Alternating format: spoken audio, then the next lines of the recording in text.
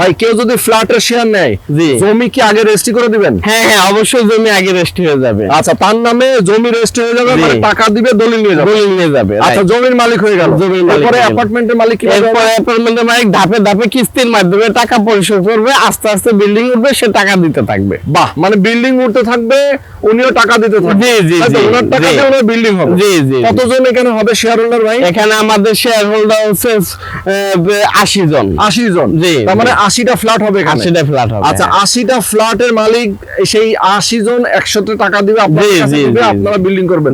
ভাই হিসাব নিকেশ একদম স্বচ্ছ থাকবে তো? একদম স্বচ্ছ থাকবে, এবং আমাদের যারা এখানে ক্রয় করবে, শেয়ার ক্রয় করবে, তারা কমিটিতে থাকবে, অডিট কমিটি এবং ক্রয় কমিটি। কমিটির মাধ্যমে সবকিছু হবে, সবার কমিটির মাধ্যমে হবে, কেউ একা করতে পারবে না। না না। আচ্ছা, মানে খরচ হবে, কত টাকা ইনভেস্ট হবে, সবকিছু হিসাব নিকাশ, সব হিসাব নিকাশ থাকবে, এভরিথিং। ওকে। আবার বিদেশি ভাইরা যারা আছে, ওনাদের সিসি ক্যামেরা লাগাই দিয়ে পাসওয়ার্ড দিয়ে দিব, ওনারা ওখান থেকে বসে দেখতে পারবে, ওখান থেকে সিসি ক্যামেরা দিয়ে দেখতে পারবে। ওকে দর্শক, যারা ঢাকা শহরের একেবারে নিকটে মিলেনিয়াম সিটিতে যারা একটা ফ্ল্যাটের অ্যাপার্টমেন্টের মালিক হতে চান, তারা অবশ্যই স্ক্রিনে দেখানো ফোন নম্বরে ফোন করবেন মনির ভাইয়ের সাথে।